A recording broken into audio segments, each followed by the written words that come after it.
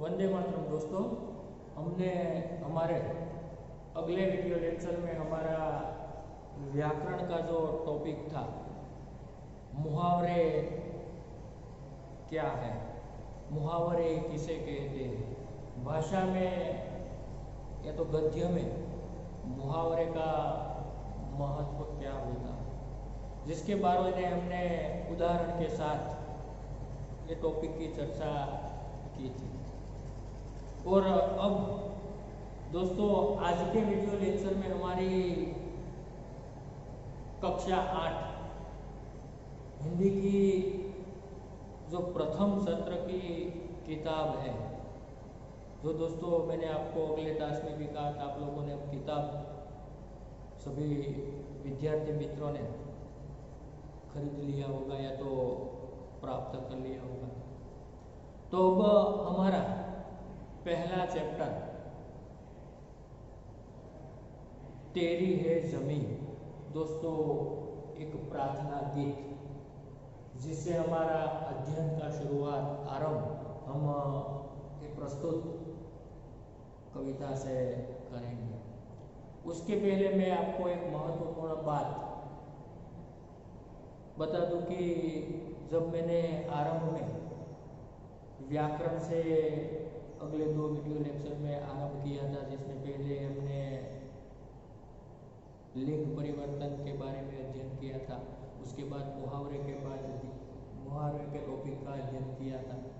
तो इसके जो व्याकरण और लेखन विभाग के लिए मैंने आपको एक अलग बुक बनवाने के लिए कहा था।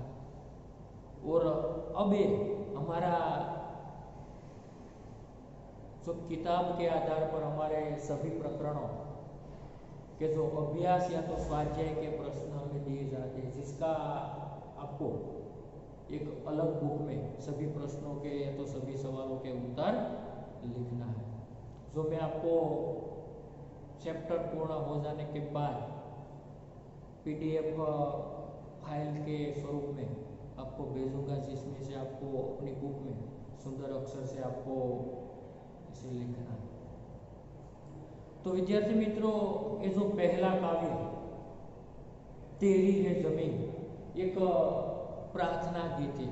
तो दोस्तों आप शायद संसार में सभी लोगों की ऐसी एक मान्यता, ऐसा होता है, हम ज़्यादातर देखते हैं कि जब हम कुछ संकट में आते हैं, कब मुसीबत में आते हैं, तभी उससे छूटने के लिए हमारे पास जब कोई उपाय नहीं होता, तब हमें ईश्वर की याद आती है। हमारे दुख में, संकट की परिस्थिति में या तो मुसीबत की परिस्थिति में हमें जब कोई उपाय नहीं सूझता, तभी हम ईश्वर को याद करते, क्योंकि हम जानते हैं कि वे ईश्वर सर्वशक्तिमान है और साथ साथ दयालु भी। वह हमें किसी न किसी प्रकार से मुसीबत से अवश्य छुटकारा दिला सकता है, ऐसी हमारी एक श्रद्धा है, विश्वास है। तो इसी प्रकार ये जो प्रस्तुत कविता है, जो प्रार्थना गीत है तेरी है जमीन, इस प्रार्थना में ईश्वर के प्रति ऐसा ही एक विश्वास प्रकट हुआ है। ये संपूर्ण प्रार्थना गीत में ईश्वर के साथ एक विश्वास का भाव प्रस्तुत कविता में जो प्रकट हुआ है।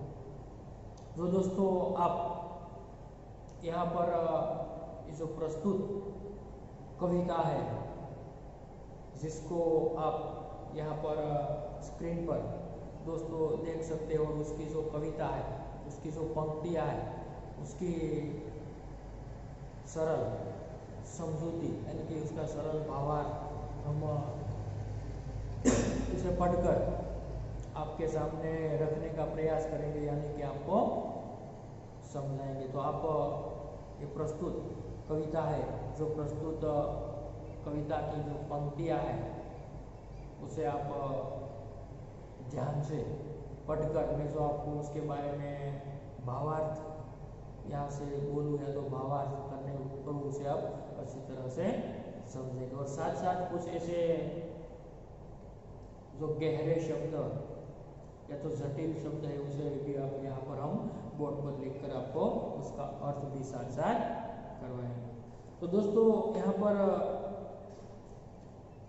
प्रस्तुत कविता का आरंभ कवि ने एक प्रार्थना गीत के स्वरूप में, मैंने जैसे आपको प्रस्तावना में बताया कि जिसमें ईश्वर के प्रति कृतज्ञता का भाव, एक आभार का भाव व्यक्त किया गया है। तो साथ ही ईश्वर की सर्वोपरिता को स्वीकार किया गया है। साथ ही ईश्वर सर्वोपरि है, इसकी इच्छा के बिना एक पत्ता भी नहीं हिलता, इसकी इच्छा से ये सारी सृष्टि का संचालन होता है, ऐसा हम कहते हैं। तो ईश्वर की सर्वोपरिता का स्वीकार किया गया है। तो तेरी है जमीन तेरा आसमान। तो दोस्तों जमीन यानी कि धरती, ये जो भूमि है वह ईश्वर की बनाई है, और साथ साथ ये जो आकाश है, आसमान है, ये गगन है, वो भी ईश्वर का है। इसलिए कवि कहते हैं कि तेरी ये जमीन तेरा आसमान, तू बड़ा मेहरबान तू बख्शिश कर। दोस्तों मेहरबान यानी कि दयालु, कृपालु, बख्शिश करना, तो क्षमा करना। जो शब्दार्थ के रूप में यहाँ पर हम लिखते हैं उस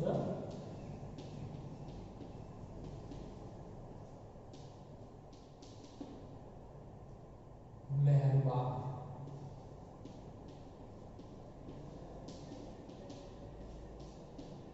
तो मेहरबान यानी कि यहाँ पर कृपालु या तो दयालु भी कहेंगे। उसके बाद बख्शिश करना, तो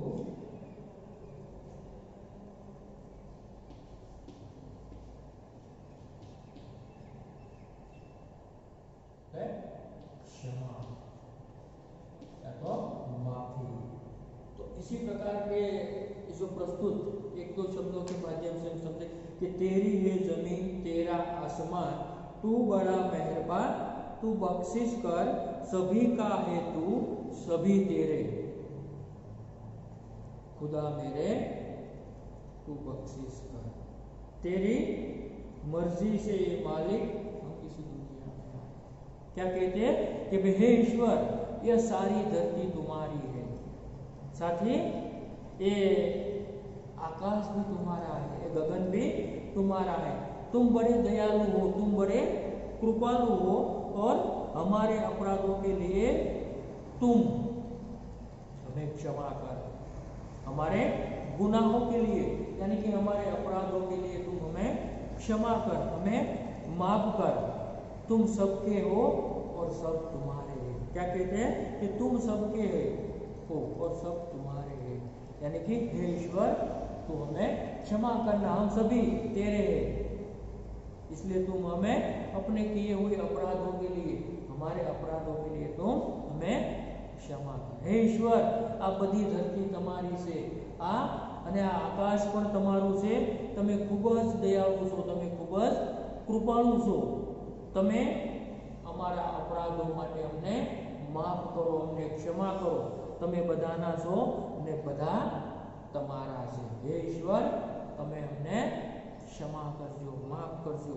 जो ये प्रस्तुत आरंभ की जो 5 पंक्तियां लिखी, जिसकी इस प्रकार से कवि बात करते हैं, तो अपने विचार प्रकट करते। उसके बाद आगे देखिए कि तेरी मर्जी से ए मालिक हम इस दुनिया में आए हैं, तेरी रहमत से हम सबने इस जिस्म को जाम आए हैं। क्या कहते हैं? तेरी मर्जी से हे मालिक हम इस धरती पर आए हैं, यानी कि हे ईश्वर, हे दुनिया के मालिक, तुम्हारी इच्छा से ही हम इस धरती पर हमारा जन्म हुआ है। तेरी मर्जी से हे मालिक हम इस दुनिया में आए, यानी कि हे दुनिया के मालिक, हे ईश्वर, तुम्हारी इच्छा से ही हम इस दुनिया में आए हैं, तो हमारा जन्म हुआ है। और साथ ही तेरी रहमत से हम सबने ये जिस्म ओझा पाया है। तेरी ही रहमत, दोस्तों रहमत यानी कि कृपा, जिस प्रकार यहाँ पर रहमत तो कृपा।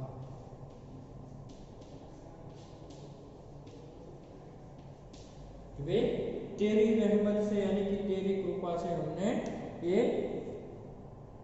जिस्म और जान, जिस्म એટલે शरीर, जान એટલે प्राण,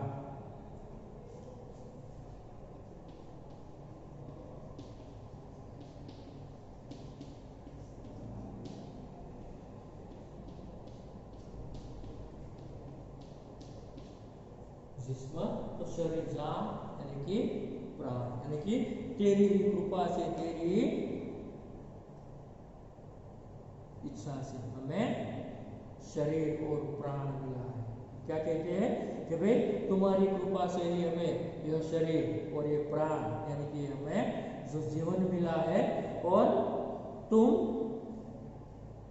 अपनी नजर हम पर रखना, किस हाल में है खबर रखना, कि भाई अपनी नजर तू हम सभी पर रखना है कि तुम हे ईश्वर अपनी कृपा दृष्टि, अपना दया भाव हम सब पर रखना, और हम किस हालत में है इसकी हमेशा तू खबर रखना।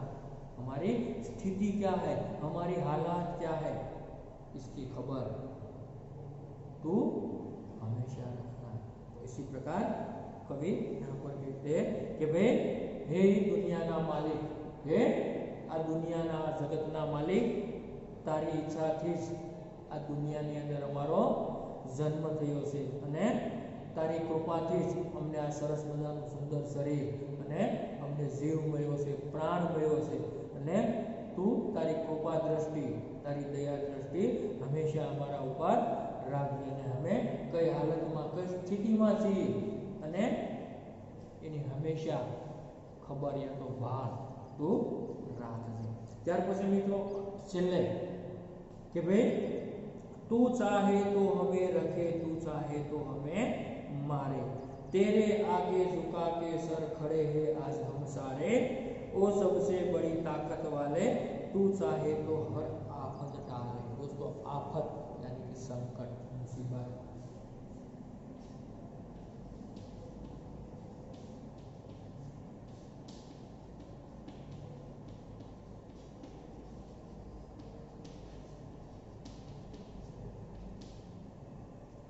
आफत यानी कि संकट या तो मुसीबत, तो जिसका सरलता से स्पष्टीकरण, हे ईश्वर तुम चाहो तो हमें जीवित रखो और तुम चाहो तो हमें मार डालो।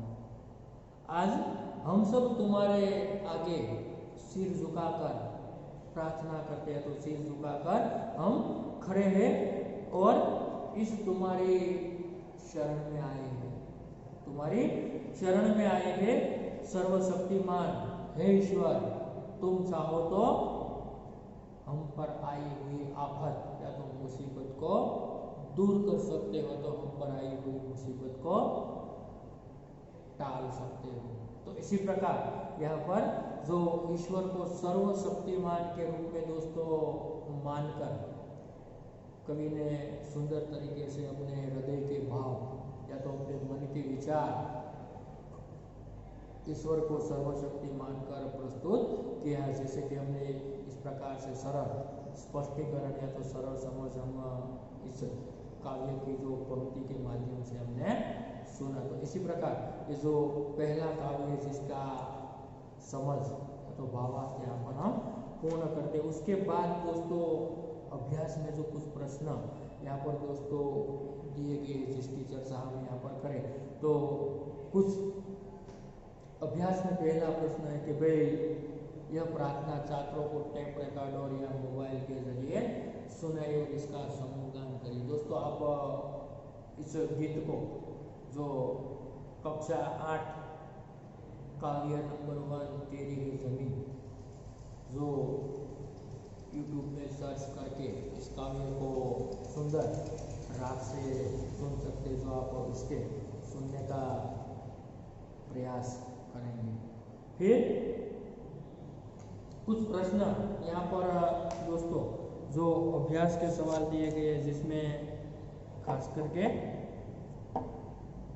कि भाई कवि ईश्वर से क्या चाहते हैं, कि भाई कवि ईश्वर से क्या चाहते हैं। तो ये प्रस्तुत काव्य का पठन करने के बाद दोस्तों हम कह सकते हैं कि भाई कवि चाहते हैं कि ईश्वर लोगों के जो अपराधों है उस अपराधों को क्षमा कर दे, साथ ही वह हमेशा लोगों पर अपनी कृपा दृष्टि बनाए रखे।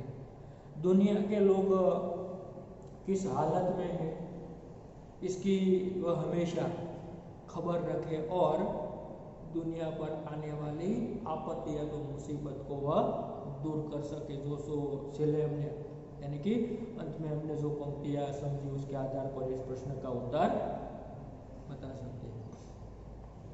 उसके बाद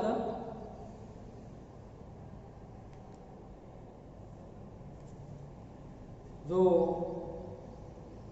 अभ्यास के सवाल है यहाँ पर हम चर्चा करते हैं कि आपके मत से सृष्टि में सर्वोपरि कौन है। क्यों हम कह सकते हैं कि भाई हमारे मत से इस सृष्टि में सर्वोपरि ईश्वर है, क्योंकि उन्हीं की इच्छा से ही ये सृष्टि का संचालन, यानी कि उन्हीं की इच्छा से ही वह सर्वशक्तिमान है और वही जो चाहे तो हमें बचा सकता है और वह चाहे तो हमें मार सकता ही है, और इसलिए हम उसे कहते हैं ईश्वर सर्वशक्तिमान है। उसके बाद दूसरा सवाल है, आप भगवान से क्या प्रार्थना करते हैं। दोस्तों आप भगवान से क्या प्रार्थना करते हैं, तो हम कह सकते हैं भाई हम भगवान से प्रार्थना करते हैं कि भाई वह अपनी कृपा दृष्टि हमेशा के लिए बनाए रखे, सभी को क्षमा करें, इसे हम ईश्वर से प्रार्थना करते हैं। फिर आप ईश्वर से प्रार्थना किस समय करते हैं, क्यों, तो हम कह सकते हैं कि हम ईश्वर को सुबह के समय और शाम के समय प्रार्थना करते हैं, क्योंकि वही समय हमें ईश्वर की प्रार्थना करने के लिए ज्यादा अनुकूल है। फिर भिन्न भिन्न धर्म के लोग प्रार्थना करने के लिए कहाँ जाते हैं, लोग अलग अलग धर्म के लोग प्रार्थना करने के लिए कहाँ जाते हैं, तो हम कह सकते हैं कि भाई भिन्न भिन्न धर्म के लोग प्रार्थना करने के लिए अपने अपने पूजा स्थानों पर जाते हैं, जैसे कि हिंदू मंदिर में, मुसलमान मस्जिद में, ईसाई चर्च में, और सिख गुरुद्वारा में, और पारसी अग्यारी में प्रार्थना करने के लिए जाते हैं। फिर जो तीसरा सवाल है, निम्नलिखित शब्दों को शब्दकोश के क्रम के अनुसार लिखिए। तो यहाँ पर कुछ शब्दों दिए गए जो शब्दकोश के क्रम के अनुसार आपको लिखना है, जैसे कि आप दोस्तों 7वीं कक्षा में सीख चुके, जो है यहाँ पर ये शब्द है वह क्रम के अनुसार आपकी किताब में जो दिए गए शब्द है, जो प्रश्न नंबर शब्दकोश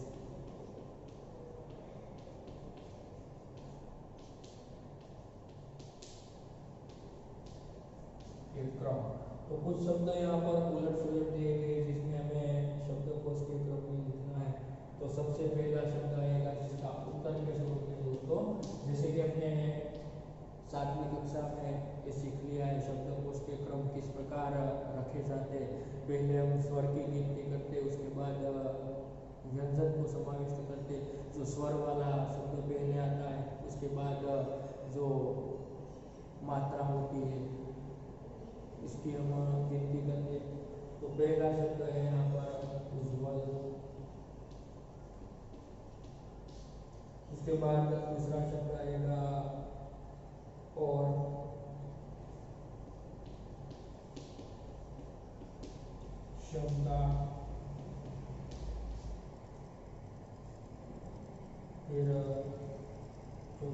रहेगा यहाँ पर डॉक्टर,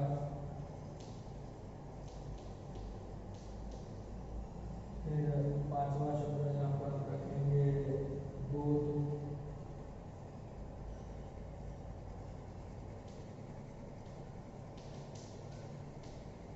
दृष्टि, सातवां शब्द आएगा धन, आठवां शब्द आएगा धरा, उसके बाद 9 नंबर पर रखेंगे नारी, आगे नंबर 10 पर मंदिर,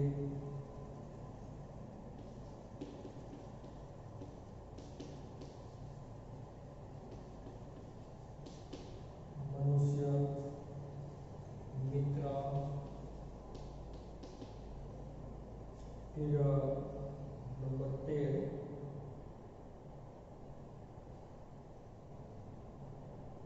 योद्धा,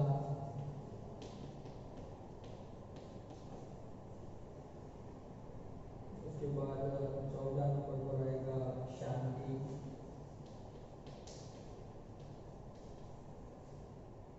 15 नंबर पर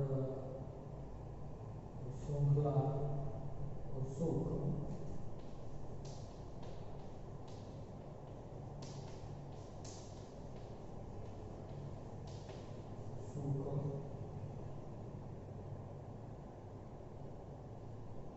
17 नंबर पर स्वर,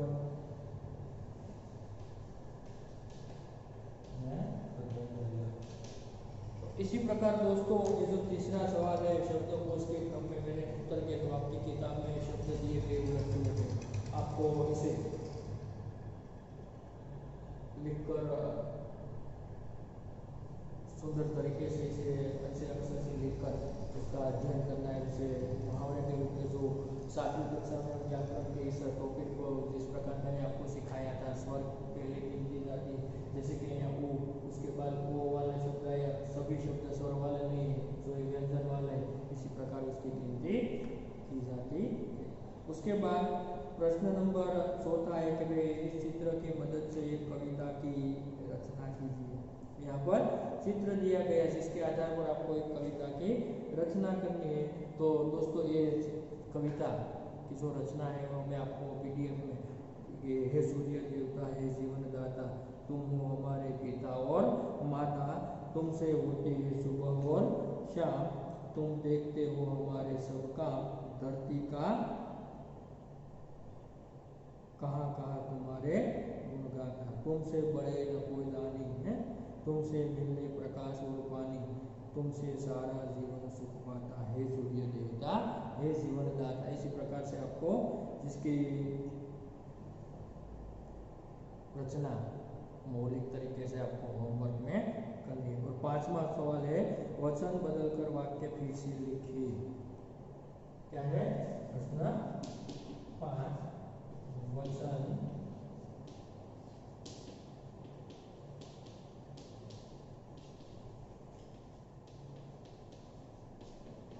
वाक्य फिर से लिखिए। तो यहाँ पर 3 वाक्य दिए गए, मैंने कविता लिखी,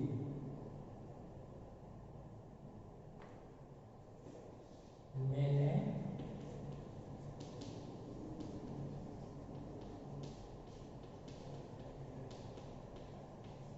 लिखी। दूसरा वाक्य है यह मेरी किताब है, मेरी किताब है। तीसरा वाक्य है इसे लड्डू दे दो,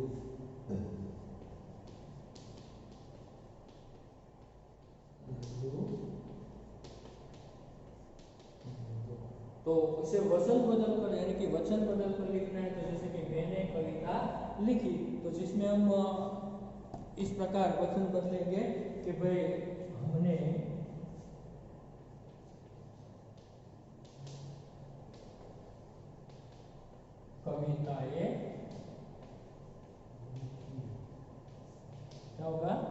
भाई मैंने उसके जगह पर हम लिखेंगे कि हमने कविताएं लिखी, यानी कि एक वचन का हमने बहुवचन किया। उसके बाद यह मेरी किताब है तो हम कहेंगे यह हमारी, यानी कि यह मेरी हमारी किताबें है, यह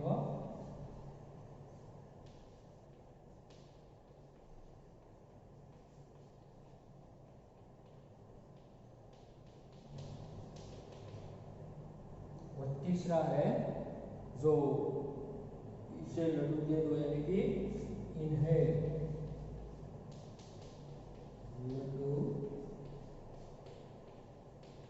दे दो, इन्हें लड्डू दे दो। इसी प्रकार इसका वचन बदल कर हम लिख सकते हैं। तो दोस्तों यहाँ पर अभ्यास के इन सभी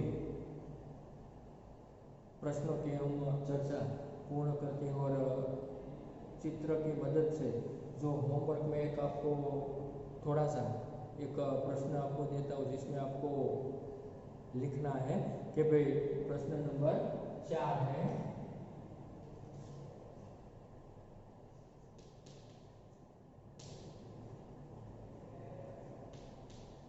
चित्र के आधार पर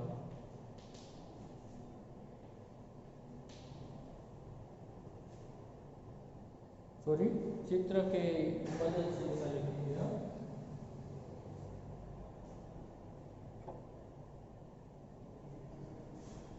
चित्र की मदद से एक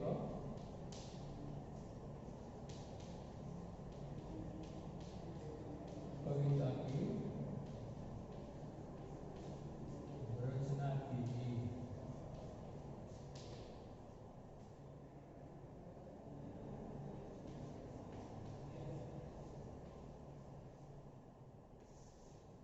दोस्तों आपको होमवर्क के रूप में जो चौथा सवाल है, जो सूरज के आधार पर इस कविता मैंने आपको यहाँ पर बोलकर सुनाई, इसी प्रकार से आप अपने विचार से इस कविता की रचना करके आपको होमवर्क में इसे लिखना है। तो दोस्तों अब उसके बाद का वीडियो लेक्चर जो आएगा जिसमें हम स्वाध्याय के प्रश्न और भाषा संहिता के कुछ आगे का जो विवरण हमारी किताब में दिया गया है उसके बारे में चर्चा करेंगे और उसके साथ ये सारा जो पहला चैप्टर दूसरे वीडियो लेक्चर में पूर्ण हो जाने के बाद में जो स्टडी मटेरियल आपको भेजूंगा जिसमें से आपको ज़रूरी प्रश्नों के उत्तर आपको अपनी बुक में लिखना